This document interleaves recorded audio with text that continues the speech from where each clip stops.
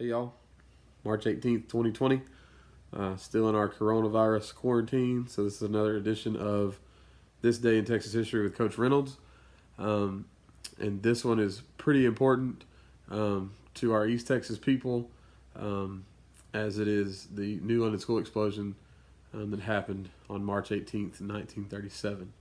And so this is going to be a special one because I'm going to let you see a scrapbook that my nanny, my great grandmother, made in 1937 after all this had happened. And so I'll talk through a little bit of stuff with you. But anyway, let's get started. Let me give a little background knowledge for those that may not have any clue what I'm talking about first, and then I'll show you the notebook. In the 30s, after the major gas, oil discovery in East Texas in the early 30s, there was no scent to natural gas, right? So like now when we smell it, we know for sure, okay, there's natural gas, get out of wherever you're at. Let's figure out where it's leaking, let's fix it. Okay, in the 1930s, it wasn't like that. And here in East Texas, New London had gotten the fruits of all this discovery, had one of the best high schools around, all this kind of stuff. And on this day, it was just a normal day, right? And they were finishing up school. It occurred about 3:17, right before the bell rang to dismiss the kids to go home. And so what had been happening was this unscented gas had been filling a crawl space under the school, all for we don't know how long. And so when a sander was plugged in the shop class, that ignited a spark that blew the school up.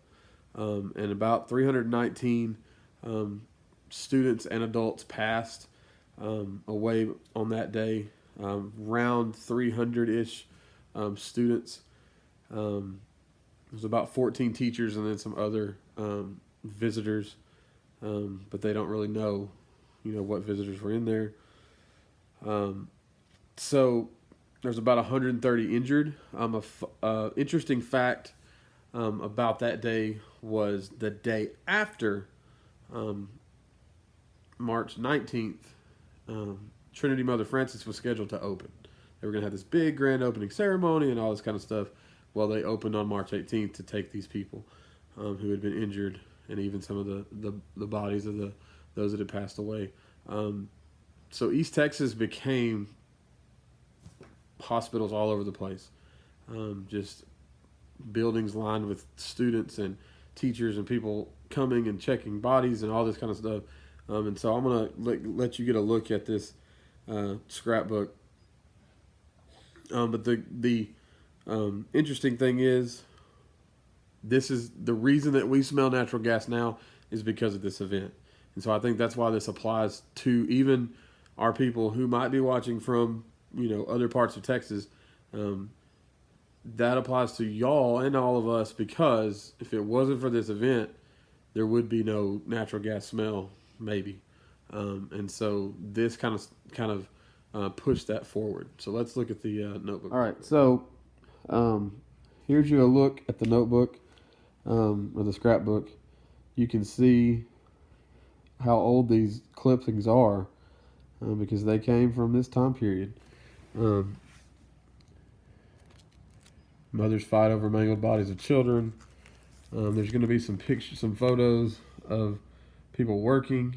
That is a vehicle that shows how much evidence and shows how much the blast affected. These are men who were volunteering at the site to dig through the rubble to find people.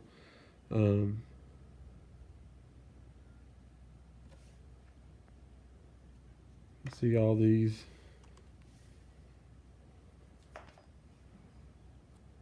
It's the worst disaster at that time. Still one of the worst in American history. But just all these, it's different newspapers with different accounts. There was a period of martial law declared in New London, and probably all around East Texas at that time. But I just want to get you a look at these. And I can remember, I always as a child loved looking at this, not because I was morbid or anything, but because I love history. And this was a part of history that not a lot of people know about, not a lot of people knew about. But my grandmother had it because her mother made it. And so when my grandmother passed away a couple years ago, I got to take on this scrapbook. And it's one of my most prized possessions, actually.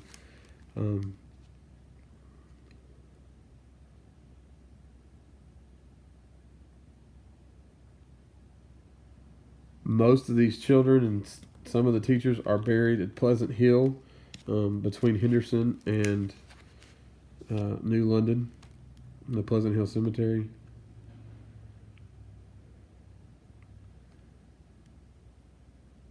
There is a museum dedicated to all of New London, but mainly the school explosion. And you can go visit there, and they have some wonderful people that can direct you around and teach you way more than I could about this tragedy. And they always love to have guests. I've taken Mary Faith multiple times, and my family as well. There were actually about 100 or over 100 undertakers that volunteered to come to New London and to prepare these bodies and prepare them for funeral services, and not a dime was charged to any of these people.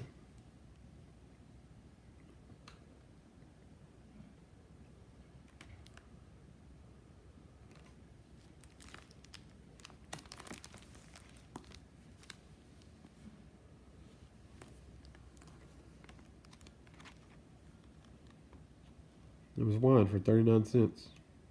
3 for $1.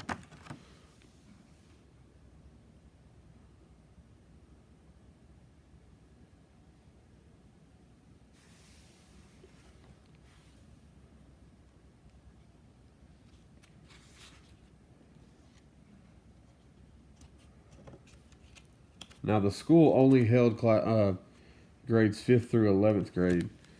Because not obviously, some of you may not know that back in the 30s, school did not go to 12th grade. It went to 11th grade. But the kindergarten, or the first grade through 4th grade, was in a different building. And so they weren't as affected.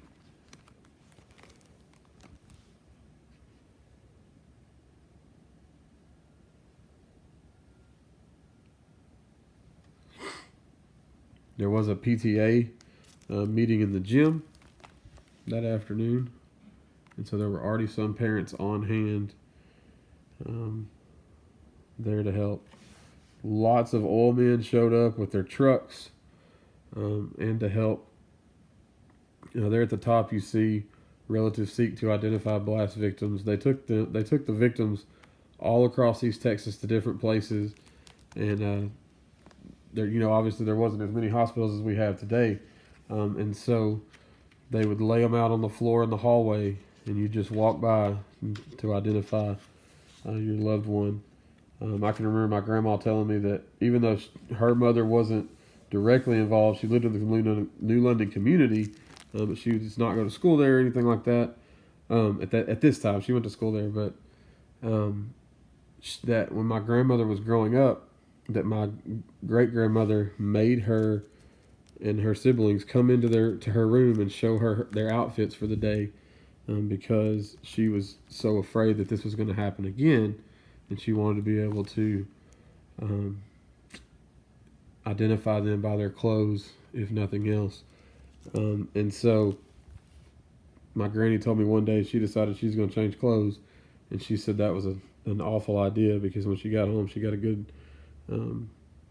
talking to and a good spanking for changing her clothes at school.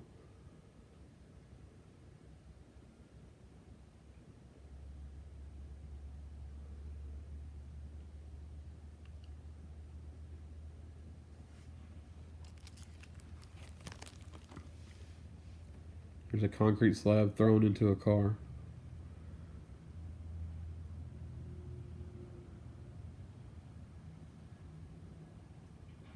They had the whole scene cleaned up by the next day because they had so many people come and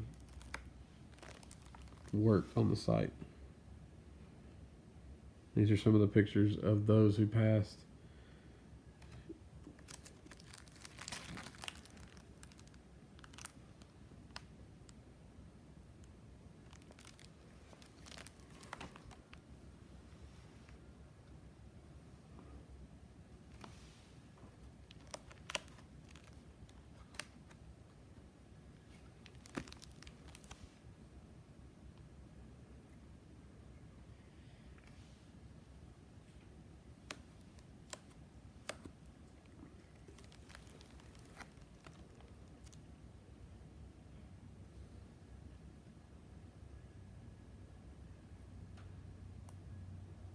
Interestingly enough, you can see right here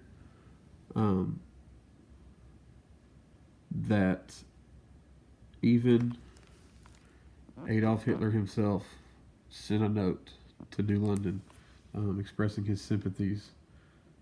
This was prior to his rapid, I guess, decline as a leader in Germany.